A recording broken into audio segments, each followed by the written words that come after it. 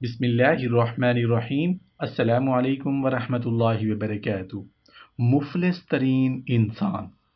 تفسیر زاہدی میں منقول ہے کہ نبی کریم صلی اللہ علیہ وآلہ وسلم نے ارشاد فرمایا، قیامت کے دن نیک اعمال کرنے والا شخص اللہ تعالیٰ کے حضور میں کھڑا کیا جائے گا اور اس کا نامہ اعمال اس کے سامنے کھولا جائے گا، جس میں کوئی بھی نیک عمل لکھا ہوا نہیں پائے گا۔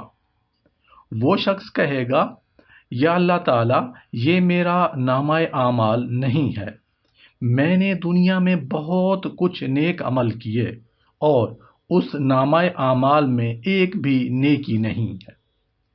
اس شخص سے کہا جائے گا کہ تو دنیا میں لوگوں کی غیبت کرتا تھا، جس کی وجہ سے تیری تمام نیکیاں جاتی رہیں اور ان لوگوں کو دے دی گئیں جن کی وہ غیبت کیا کرتا تھا۔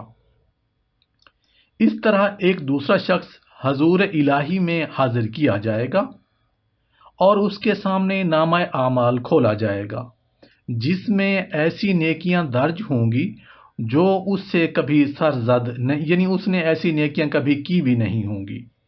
وہ کہے گا، یا اللہ تعالیٰ، یہ میرا نامہ اعمال نہیں ہے اور یہ نیکیاں مجھ سے کبھی ظہور میں نہیں آئیں، یعنی میں نے ایسی نیکیاں کبھی زندگی میں نہیں کی تھیں۔ اس سے کہا جائے گا کہ فلاں شخص تمہاری غیبت کرتا تھا، اس کی نیکیاں تمہارے نامہ اعمال میں درج کر دی گئی۔